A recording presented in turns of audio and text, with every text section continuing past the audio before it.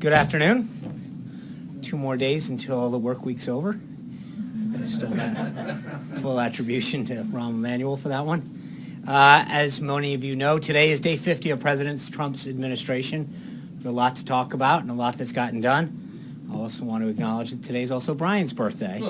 So happy birthday to Brian. I'll let you guys celebrate amongst yourselves afterwards. In just these first 50 days, the president has taken many key steps towards delivering on the pledges he made to the American people as a candidate. He's jump-started job creation, not only because of his executive actions, but through the surge of economic confidence and optimism that has been inspired since his election. President Trump knows exactly what businesses need to thrive and grow, therefore adding well-paying and steady jobs to the market. Obviously, we're very pleased to see the jobs report that came out this morning. It's great news for American workers. During the first full month of the Trump presidency, the economy added 235,000 new jobs, and the unemployment rate ticked down to 4.7%. Notably, we also saw significant growth in the construction, manufacturing, and mining sectors. The unemployment rate ticked down and labor force participation rate ticked up, showing that even as more people are re-entering the job market due to the economic optimism that I spoke about, businesses are continuing to grow and create new jobs. The president looks forward to continuing his work with the private sector to clear roadblocks to key infrastructure projects, withdraw from job-killing trade deals like the Trans-Pacific Partnership, and slash the bureaucratic red tape that makes additional hiring difficult for American businesses. He has taken action to ensure the safety and security of the United States homeland, its borders, and its people. He has proposed great rebuilding of our nation's military, following a full review of our military readiness, and supported by a $54 billion budget increase. He's implemented new protections to prevent people from coming into our country that seek to do us harm. As a result of the presidential memorandum that he signed on January 28th, the president has received a plan to defeat ISIS designed by the Secretary of Defense and the National Security Team. Just as he has promised during the campaign, he has made enforcing our nation's immigration laws a top priority, signing executive orders that start work on a southern border wall, that enhance the public safety of Americans through ordering the strong enforcement of immigration laws that are already on the books, halting funding to jurisdictions in the United States that don't comply with federal immigration rules, and directing the Department of Homeland Security to hire a combined 15,000 new officers and agents to support the system and protect the nation. He's outlined an aggressive legislative agenda that includes tax reform that brings relief to small business and the middle class, a massive commitment to infrastructure investment that will generate jobs and rebuild our nation, and repealing and replacing Obamacare. In fact, just this week, he began working with Congress directly on repealing the worst parts of Obamacare and replacing it with the American Health Care Act. And this particular legislation is just one prong in the president's comprehensive approach to reforming our healthcare system. The administration is also taking additional steps to stabilize health insurance markets and start bringing down costs for the millions of Americans that have been affected by Obamacare, such as stabilizing insurance markets through regulatory reform, including the ability to purchase insurance across state lines, providing individuals and families with access to lower cost options by loosening the restrictions on the financial structure of plans offered through the Obamacare exchanges. And finally, the president's committed to working with Congress on additional legislation that won't be subject to the budget reconciliation process, that will allow the purchase of health insurance across state lines, that will streamline the process of the FDA to bring down the cost of critical medicine, to allow for the expansion of health savings accounts, to allow more Americans to use their funds for more healthcare-related costs, and so much more. There's a one-page fact sheet that lays out the 3 prongs of the president's plan to repeal and replace. All Americans can see that one-pager that's available at whitehouse.gov, repeal and replace.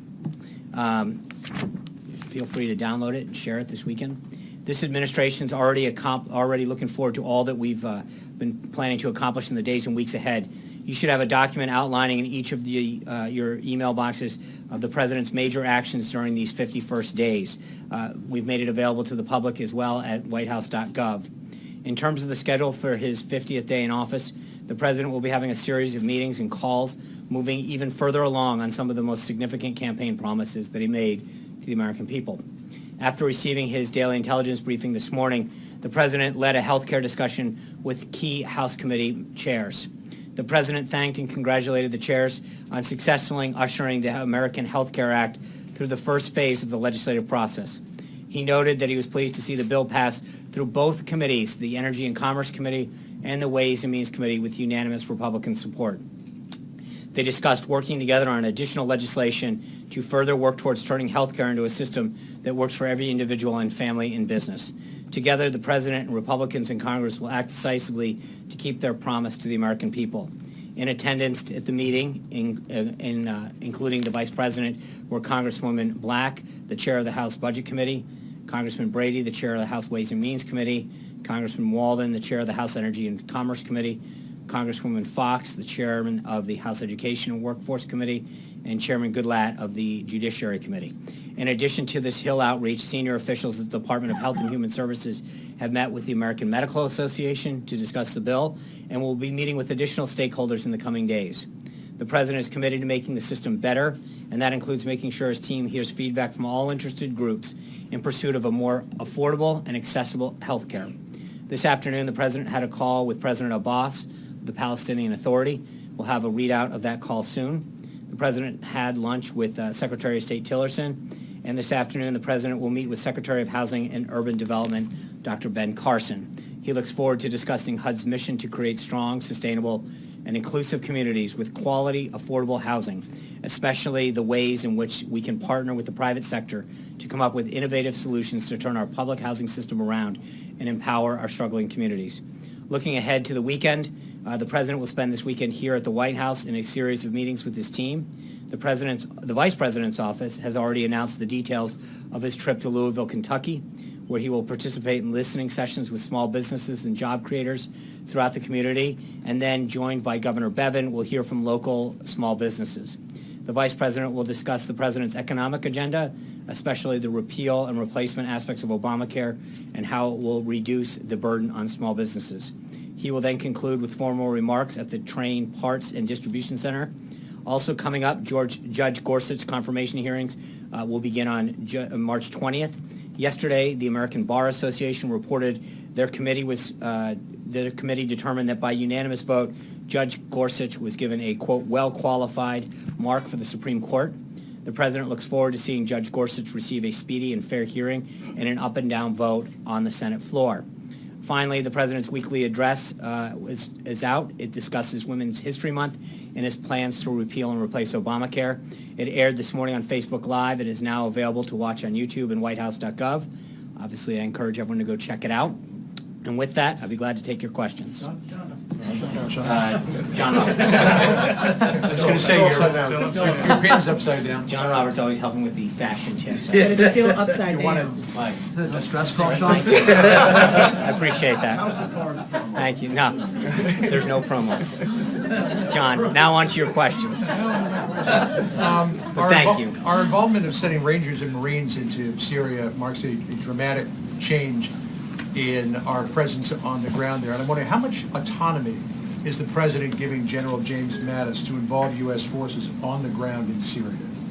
A U.S. Marine artillery unit and a team of Rangers have recently been positioned in Syria to provide a combined joint task force operation Inherent Resolve, the commander the agility to expedite the destruction of ISIS in Raqqa in particular. The exact numbers and locations of the forces are still a sensitive order to protect the location of the forces, but there will be approximately an additional 400 enabling forces deployed under existing authorities for a temporary period to enable our Syrian partnered forces to accelerate the defeat of ISIS, specifically in Raqqa. I think, as I've mentioned before, one of the things that the President has ensured is that the commanders have the flexibility to do what they need to fulfill the mission.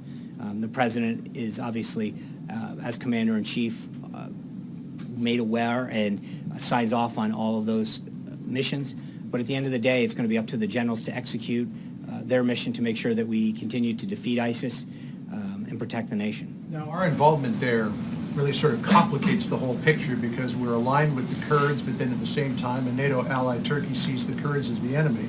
And then there's what happens with Russia and its involvement with the Syrian government. So the big problem with Iraq was we never planned for the day after. Right. So what are the plans for the day after here when Raqqa falls? Who occupies it? Well, one of the things that, I mentioned in the script that is part of what the president has done during his first 50 days is issue an executive order on January 28th for the Secretary of Defense to submit a comprehensive plan in consultation with the Joint Chiefs and other members of the National Security Team to defeat ISIS. That is part of that plan. And so I think you are seeing a comprehensive approach to not only how we're going to engage in Syria, but the total defeat and elimination of ISIS. So that is part of an ongoing process that the Secretary of Defense, the Chairman of the Joint Chiefs, and others have been involved in briefing the President. But does the President have an idea of who should occupy Raqqa? Should it be Kurdish Again, I'm not forces? gonna- Should it be a I'll- coalition? I think Should I- American right. forces stay there? Right. I think that as we devolve that plan, I'll have more for you on that. I think you've already killed one question Friday. We're gonna get back to it. John Carl, one question Friday. Okay, I'll make it one. Sean, the chair and ranking member of the House Intelligence Committee have asked the Justice Department to turn over any information that they have that there was any wiretapping of President-elect Trump, candidate Trump, Trump Tower. If there is no evidence that any wiretapping took place, will the president apologize to President Obama for making such a serious I charge? think let's not get ahead of ourselves.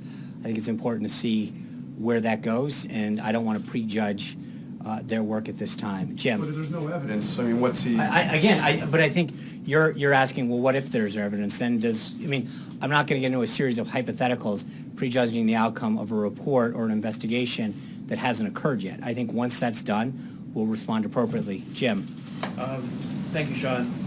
Senator Cory Gardner was reported by Politico yesterday to have said he doesn't believe that a $14 billion wall along the Mexican border is the best way to provide border security.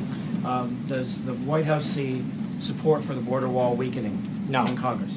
The president was very clear. That was something that he campaigned on and promised the American people as an effort to both protect our national security and our economic security. And he's going to fulfill that pledge. He's already started to work with the Department of Homeland Security on both the plans and the funding mechanism, and the bidding and the RFP process will roll out slowly, or shortly, I should say. But that's a pledge that he intends to maintain. John Bennett. Action on the Hill, of course, with healthcare lately, but April 28th is right around the corner. Government funding expires.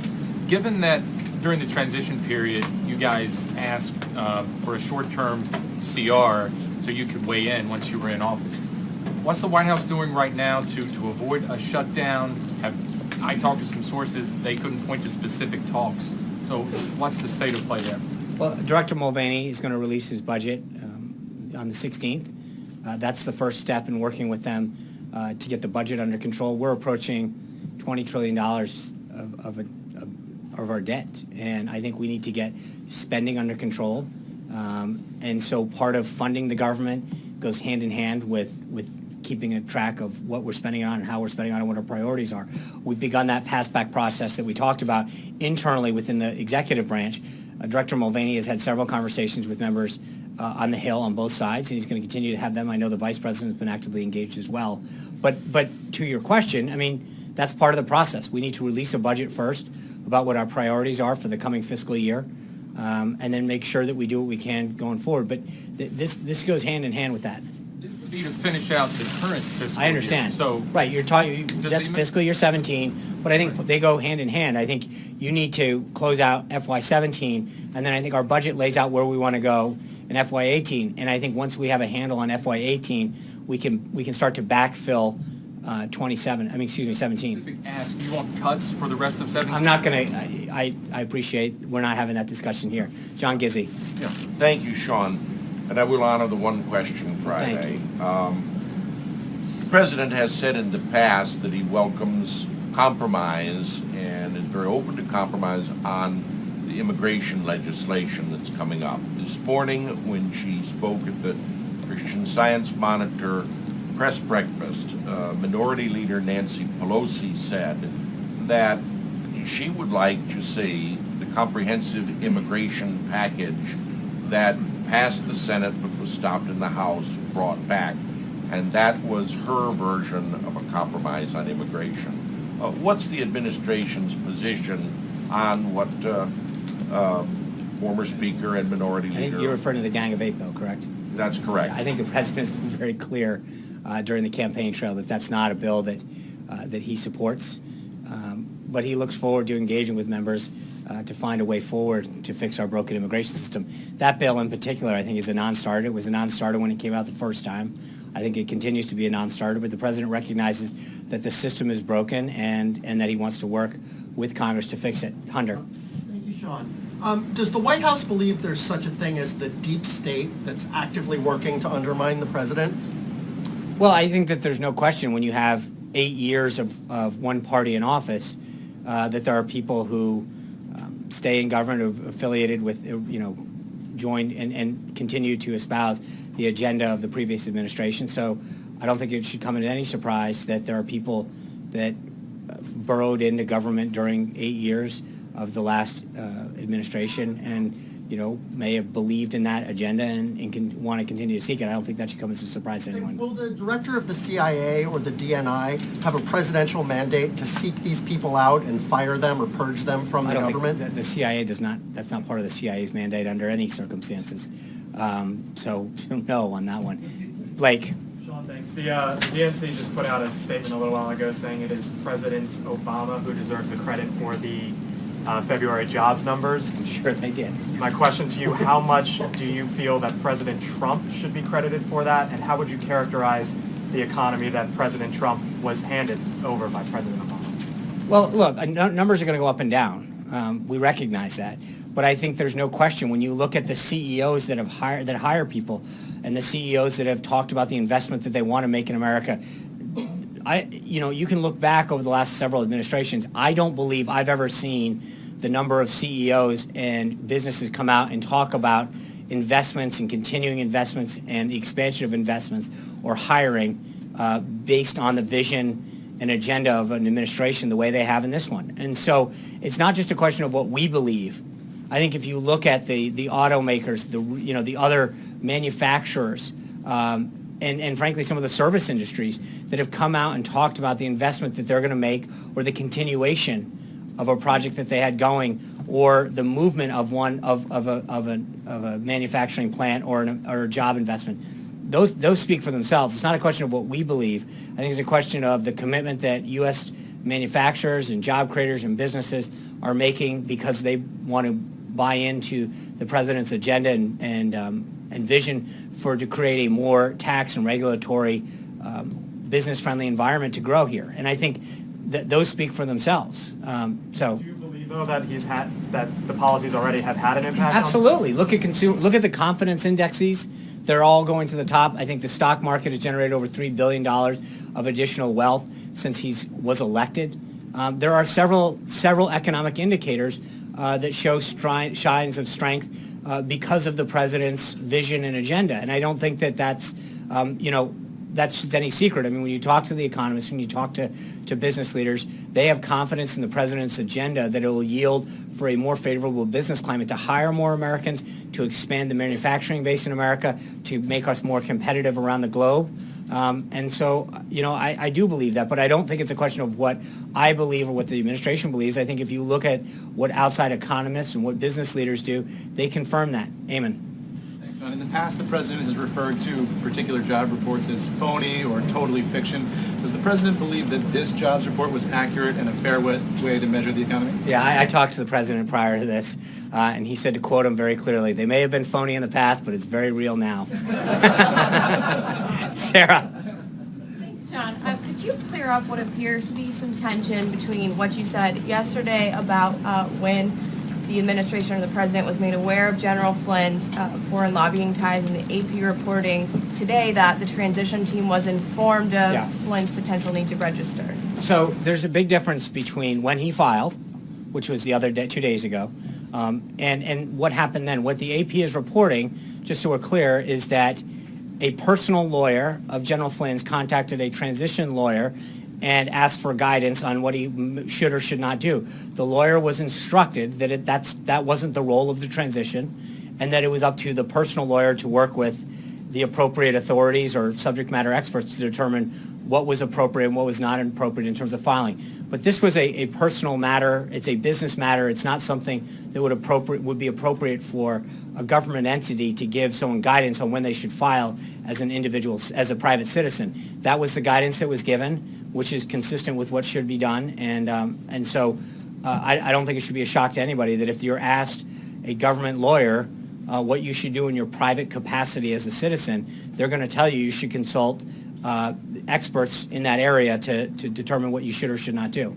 That advice the transition was aware of that advice. Why wasn't that then just the president made aware that that recommendation had been given to his national security advisor? There are tons of individuals that consult with the lawyers and with ethics experts and say, I own this stock, well, I have to sell it, I own a business, I own this house. And for the most part, they're given guidance as to, hey, go seek professional help, consult with this entity, consult with a lawyer. I mean, it's almost like, asking someone for tax advice, calling, and if you call the IRS and say, hey, I want to know what I should do with this, they will tell you to consult a tax attorney. That's not the job of a government official, is to tell you what you should or should not do in your capacity as a private citizen. And so that's a vastly different scenario that regardless of what department you call in government, if you call the Department of Education and ask them about education standards, they'll probably refer you to a local entity or to a teacher if you're asking about your own child. That's not why government officials, they're very clear about the line between private action and government action. Jordan. Thanks, Sean. Does the president agree with House conservatives that the sunset date for the Medicaid expansion should be moved up to the end of next year? Well, I think that the bill that is before the House right now, the reconciliation piece, and again, I cannot reiterate it enough, it's part of a three-pronged process. But the current process does several things. Number one, it's the first time that you're going to have a full addressing of an entitlement like this in decades. It is actually a very, very good thing for conservatives when you look at how we're going to address Medicaid and an entitlement that many conservatives have fought for years need to be addressed. But that being said, the president's also been very clear through all of the discussions, and I've commented on that throughout the week, that as he meets with members of Congress and outside groups, that if someone's got an idea that can make this legislation more accessible, give more choice to the American people, drive down costs, make it more patient-centric, he wants to listen to it. But I think right now that's where the bill stands. We're going to continue to listen and work with members of the House and then eventually the Senate. And so I don't want to prejudge what the process itself, but the bill was crafted in a way that I think represents the president's thinking and in a very smart way of addressing entitlements and going forward. Francesco. Just to put a pin in it, the president is willing to negotiate on the sunset of the expansion of Medicaid. Right. Right now, the date that's in the bill is what the president supports. He is willing to listen to individuals on different aspects of the bill that might make it, that might achieve the goals that he set out. But it's not a question of negotiation. We have a date in the bill, and that's the date in the bill. But I think as the bill continues to work its way through the House, and that goes for Speaker Ryan. He's got members that are approaching him with ideas, and I'm sure he's listening to them as well. Senator McConnell's probably dealing with the same issue in the Senate. And that's the way that the process is going to work. And I've made it very clear since the get-go that this process is going to be one where we're going to take the best ideas, we're going to listen to individuals, and try to make sure that we achieve the goals that the president has laid out and the principles that he has laid out. Francesca. Thank you, Sean. Piggybacking off John, at a breakfast this morning, the same one he referenced, Nancy Pelosi also said it couldn't possibly be true of the president's allegations against the former president because that is not how our system works. She also said Obama would not do that, and it would be a waste of time for the House Intelligence Committee to investigate that allegation. Does the White House have any evidence to refute House Minority Leader and former Speaker Pelosi's claim? And could you explain why the president hasn't asked the FBI chief about this directly? I think we spoke very clearly about what we'd like to happen last Sunday, and I'm going to reiterate it. We believe that the House and Senate Intelligence Committee have the appropriate forum and process and staff to look into this matter and report back. Sean, on Flynn, Yeah. can you see that the president was informed at all about this arrangement? No. Need to register as a foreign agent? No. And then did this set off any alarm Remember, just bells so within the No, just so we're clear, you wouldn't, the General Flynn filed with the Department of Justice 2 days ago.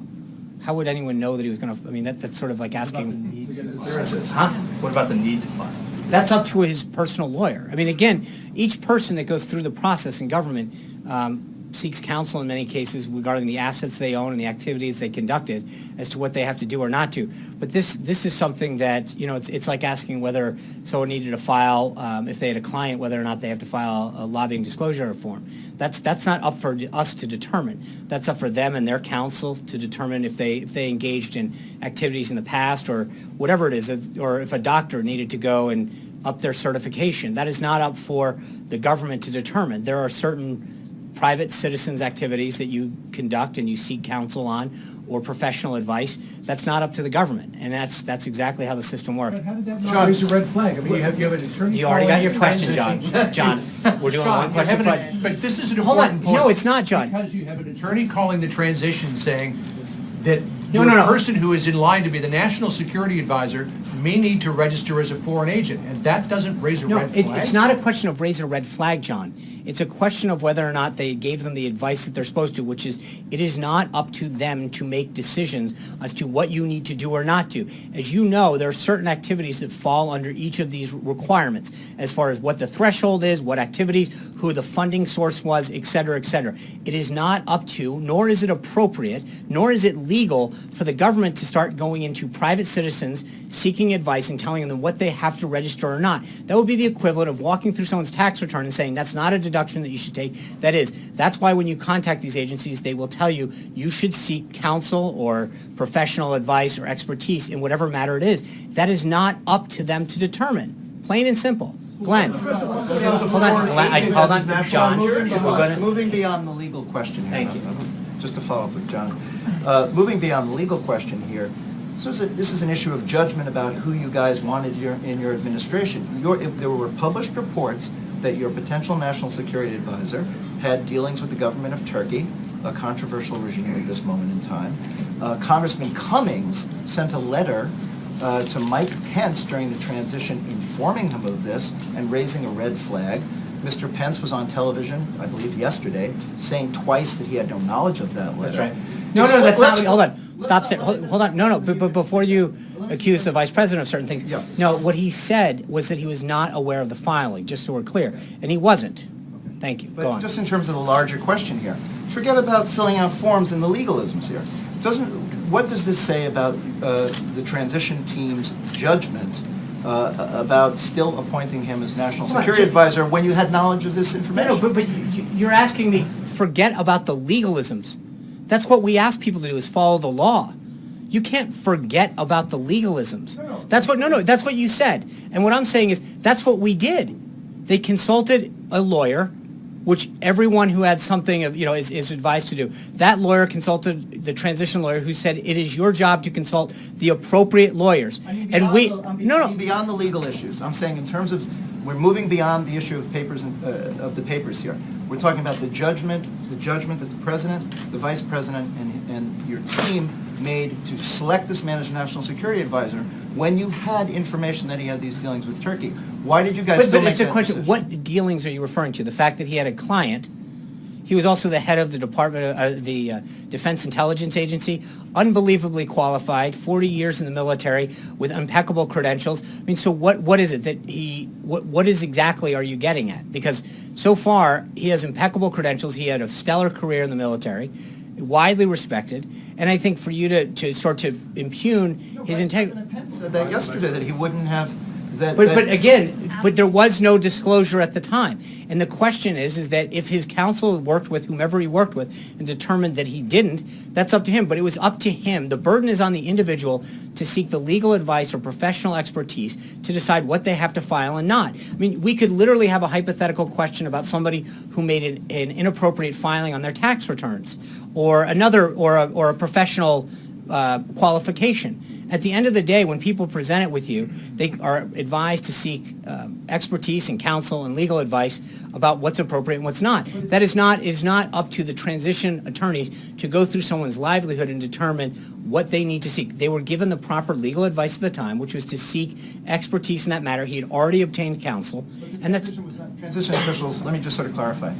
The transition officials were not overly concerned by his relationship. It's not with a question of government. overly concerned, Glenn. The question is, did they provide him the avenue that they were supposed to, which is, did they tell him to seek counsel? And they did. And that's what's supposed to happen. That's it, plain and simple. Yes. Sean, and simple, I guess the question for you very simply would be then right now, does this raise concerns that there may be other members of this administration or other members that served in the transition that were or are currently lobbying on behalf of foreign governments right now that may be advising the President of the United States? Look, I think we trust people to fill out the appropriate forms that they need to. And in this case, and the President acted accordingly back in the thing, and he made the right call then. He may have been taking actions, though. He may have been But made the Peter, right call. like, you're asking me, can we, I mean, National this is like saying, can you tell me that the executives at NBC News have gone through every single person's and reporter's background? No, I understand that, but we trust people to fill out the forms that they're required to do so in an honest and legal manner.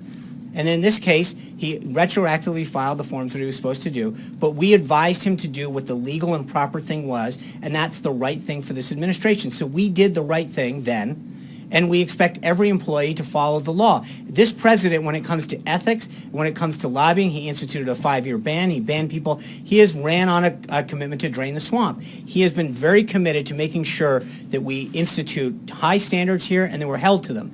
And so at the end of the day, when he found out that General Flynn had betrayed the trust of the vice president back in the day, he let him go. The president has high standards for everyone that works in this administration. So the answer to your question is, if somebody does something that is not in keeping with the president's standards that he set for every single person in the administration, they will be let go. So do you have full faith in all those people that are advising the president right now? I believe that everybody has done what has legally been required of them, but I can't tell you that every single person has done everything. I can tell you the president has made clear to every person in this administration, you are expected to live up to the high standards that he has set for them, and that if you don't, you will be dismissed. Sean, for the removal of the South Korea's president, what's the reaction of the White House to it? And also, we know that there will be a presidential election very soon in the South Korea, and we know several leading candidates. They prefer less confrontation with DPRK and also oppose the deployment of a THAAD system. So does the White House look into the impact of the election might bring? Well, I believe they have to have an election within 60 days. There's an acting president who we have strong relationships with, and we will continue to work with South Korea. They are both an ally and a friend in the region. This is obviously an issue that we continue to keep up with on the developments there. It's a domestic issue in which the United States takes no position in the outcome of that election. It's up to the Korean people and their democratic institutions to determine the future of their country.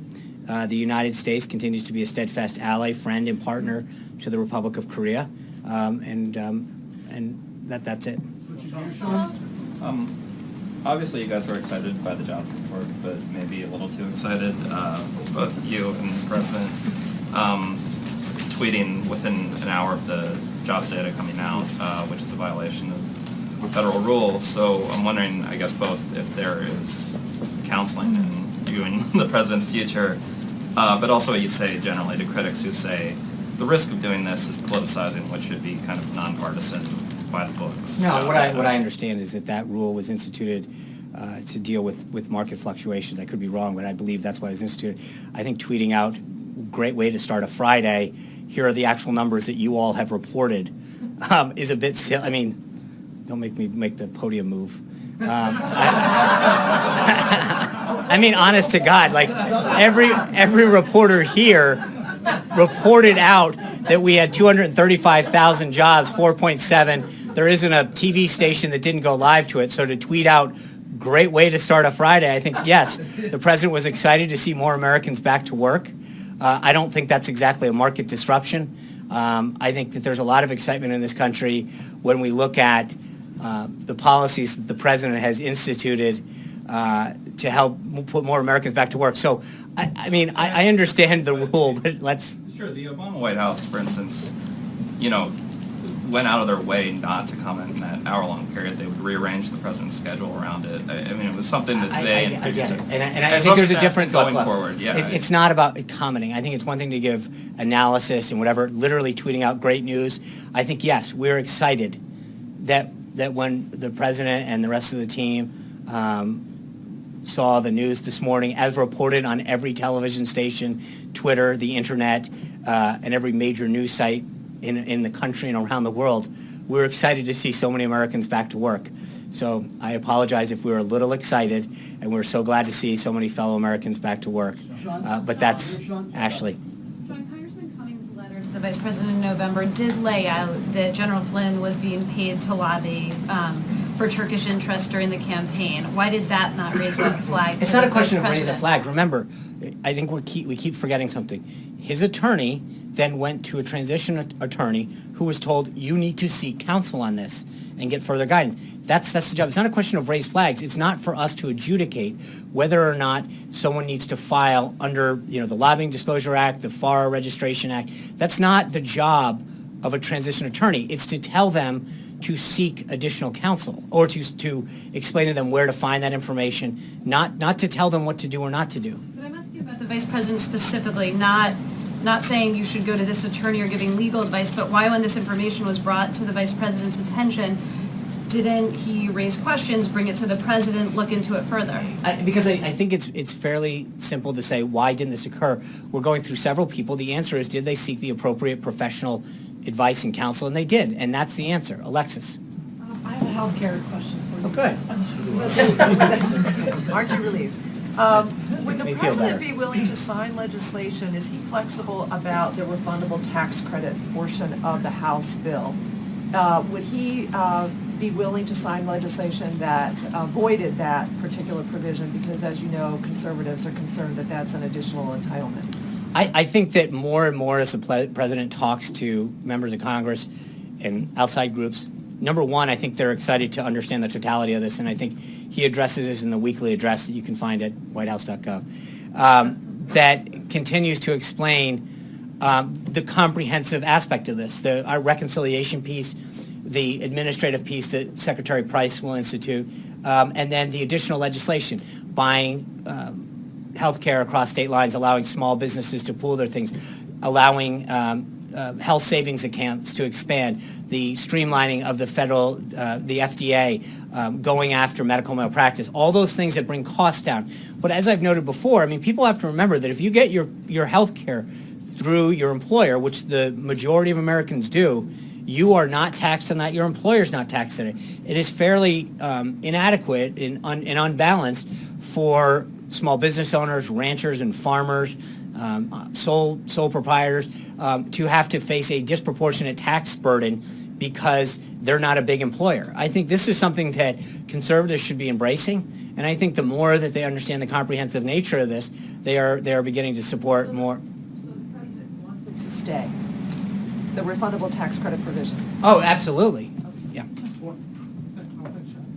Yes, there were 54 House Republicans that wrote a letter to the White House asking about why IRS Commissioner John Koskinen is still in his job. Would you have any response to that? I don't. I'd refer you to the Department of Treasury on that. Yeah. Thank you, Sean. The other day, the president tweeted that for the past 8 years during the Obama presidency, Russia, quote, ran over the United States and, in particular, picked off Crimea and added missiles, which the president described in his tweet as weak. Given that he seems to be focused on Crimea, at least as far as his tweet is concerned, will the president use the authority and funding granted him in the NDAA to send lethal defensive weapons to Ukraine, as has been called for by the House and Senate Armed Services Committee chairmen, and was in both party platforms, although the Republican language was watered down? And if he's not going to, I did ask you this about several weeks ago when Senator McCain sent a letter asking for this, if the president doesn't want to do it, Is that because he would rather focus his efforts with Russia on partnering to try to defeat ISIS? Well, I think Ambassador Haley's noted at the UN that any attempt to undermine sanctions that currently exist because of the annexation of Crimea will remain in place until that issue is resolved. I'm not going to, the president, when it comes to his overall negotiating strategy, has made it very clear in a variety of circumstances that his philosophy is not one that says, I'm going to tell you what I'm going to do. He holds his cards close to his vest to maximize his negotiating strategy. Why would sending weapons to Ukraine have I'm anything to do with sanctions? Right, I'm not going to get into the president's negotiating strategy. I will tell you that as he continues to engage with the president of Russia and Secretary Tillerson, we're not right. Brian, it's your birthday. You got a question. Going back to my staff, we've got about several dozen emails. We talked to congressmen this morning. We were getting these emails saying, if you're going to repeal and replace Obamacare, why not give everybody what Congress and senators get? Can you address that since Congress won't? Well, I think part of what we're trying to do, someone asked the other day about federal benefits. Right now, a third of the counties around our country have one provider. That's not choice. I think the president understands that very clearly, and that's frankly why he's pushing the American healthcare state. Why we're doing this is that so many Americans have no choice, and that he wants there to be greater choice and lower cost. By doing the stuff that we're doing, especially the third prong of this, allowing competition over state lines, taking the government mandates away from what they have to include, that's really going to institute more choice. There will be more options. If you remember, prior to Obamacare, you could go out on the open market and go from a variety of different options and tailor what you or your family needed based on the conditions that you sought or the deductible that you wanted. And choice dried up with Obamacare. I think that's the point, though, is that if you want more of that kind of a system, then this is the bill and the legislation and the comprehensive approach that you should be supporting. But specifically, the perception that somehow Congress, senators and congressmen get better care than the rest of us. Can you address that? Well, that's what, yes, I think that's why we're trying to pass it the way we are. We want more choice. We want more competition. We want lower costs. The American people deserve a better health care system, and that's what this president is pushing for. Margaret.